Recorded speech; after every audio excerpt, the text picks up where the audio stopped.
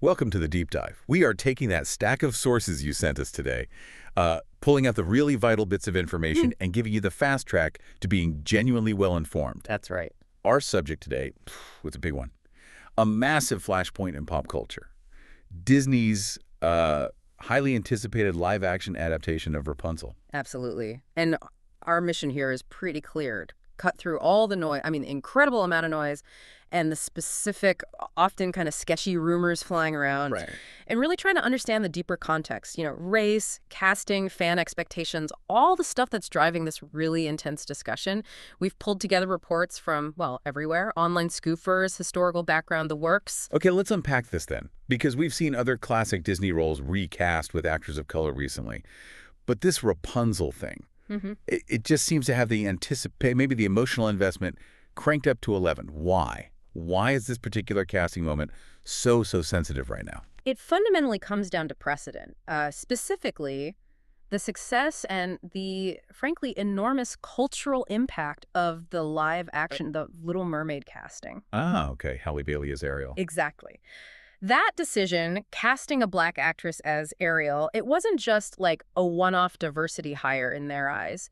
It showed Disney was willing to fundamentally alter the established visual look, the canon, of a really foundational animated princess. That's a really key distinction, isn't it? It wasn't just diverse casting in a side role. It was reinterpreting a core physical trait people associated strongly with Ariel, the red hair, the whole look. Precisely. So if they were willing to change a beloved mermaid like that, the fan base now sees every next project like Rapunzel as basically, well, an open competition, almost regardless of what the original animation looked like. You got it. The Little Mermaid essentially shifted the window of what seemed possible. So for a character like Rapunzel, whose defining thing is literally her unique magical hair. Right, the hair. The possibilities for reinterpretation feel endless now, and the audience knows it.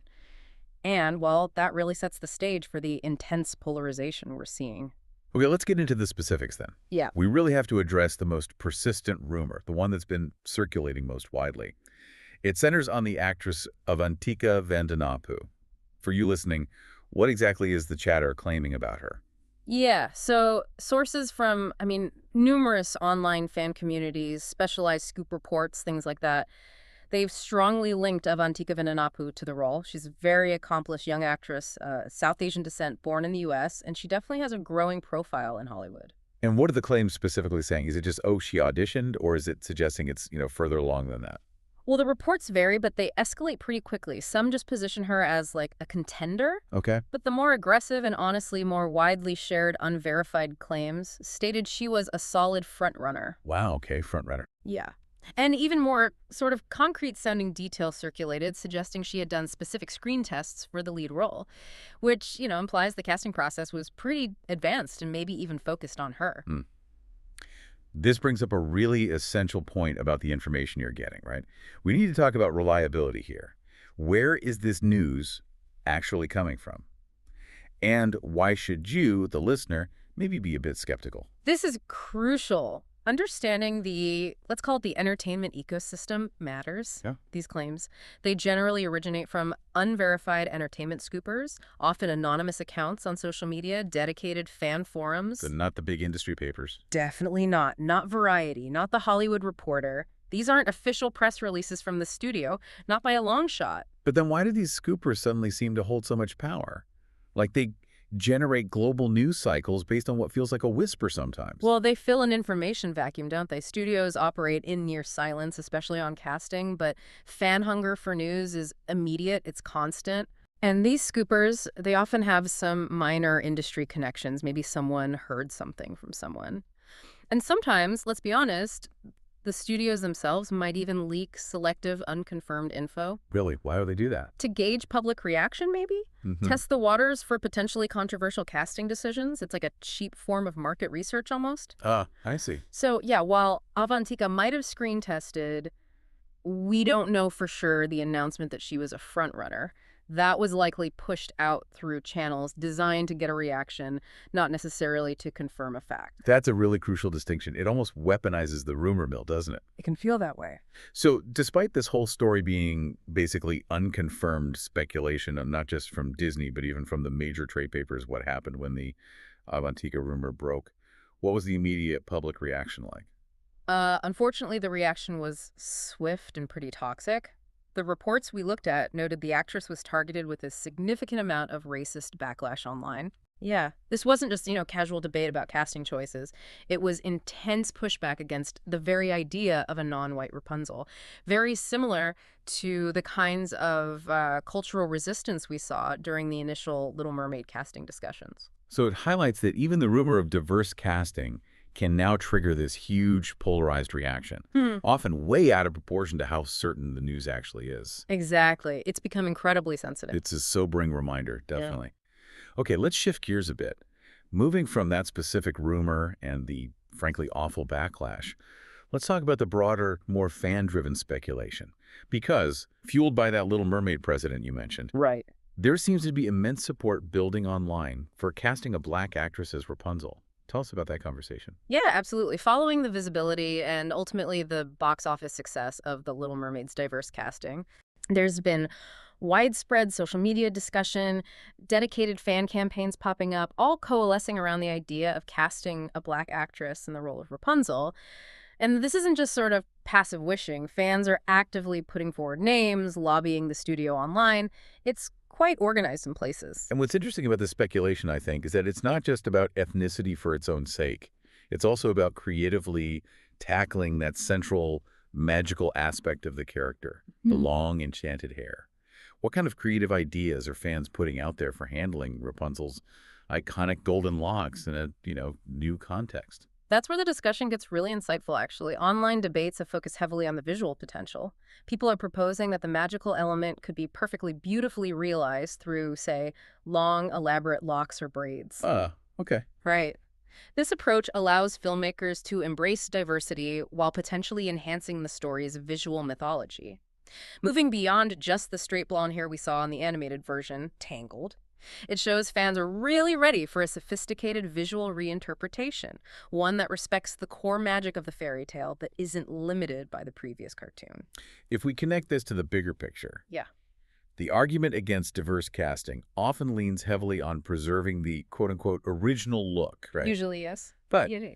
does a black Rapunzel already exist somewhere in media history, long before this current Disney live-action wave? Yes. And this is a historical point that often gets completely missed in the heat of the current debate. It's not some brand new idea born out of the 2020s diversity push. Okay. We need to remember that animated anthology series, Happily Ever After, fairy tales for every child. Oh, I remember that.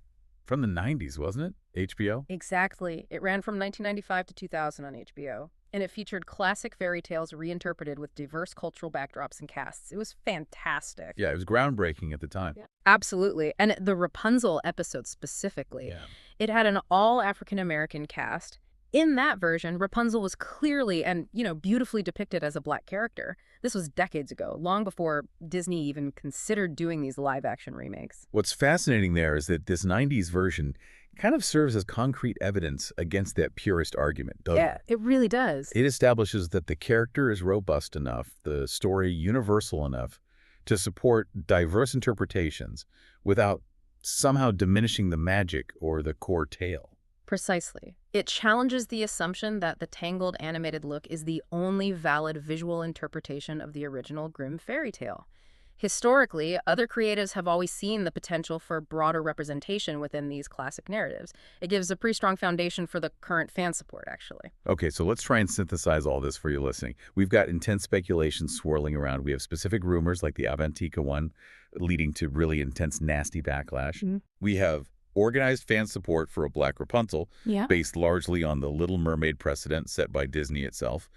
And we have historical context showing non-white interpretations aren't even new. So with all this noise, all this chatter, what is the definitive official status from Disney regarding the casting right now? Right.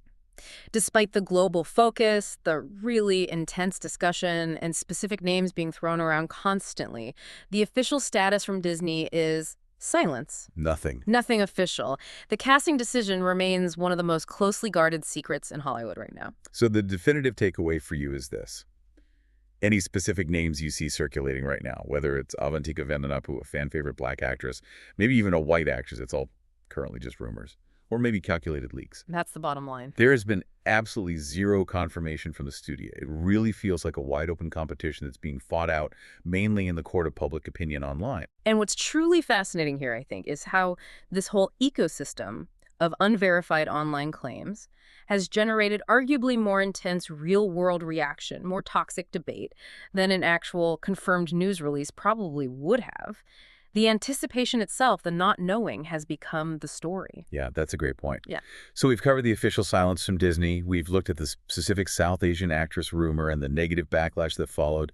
We've touched on the powerful fan-driven speculation for a black lead, which is rooted in both prior Disney diversity moves and historical media precedent. Yeah. It just seems crystal clear that whatever decision Disney eventually makes, it's going to be immediately scrutinized. Yeah. Hugely scrutinized. Oh, undoubtedly. It will be viewed as a major cultural statement no matter which way they go. Okay, so here's a final thought for you to maybe consider. Yeah. Given the extreme, often very emotional reaction these unconfirmed rumors provoke, and think about the damage that can be done to the actors caught up in this before anything's official. How much does a studio's eventual decision-making process now have to revolve around actively managing, or maybe even, as you suggested, weaponizing this whole rumor landscape long before they ever make an official announcement? That's a really interesting question. It feels like it's no longer just about finding the best talent for the role, right? Right. It's also about navigating this almost premeditated online backlash or hype cycle. That seems like a really complex media management challenge for a company like Disney today. Something to mull over. Definitely something to think about. Thank you for diving deep with us today. We hope this has given you the context you need to understand the full complexity of this ongoing and, yeah, highly charged casting debate.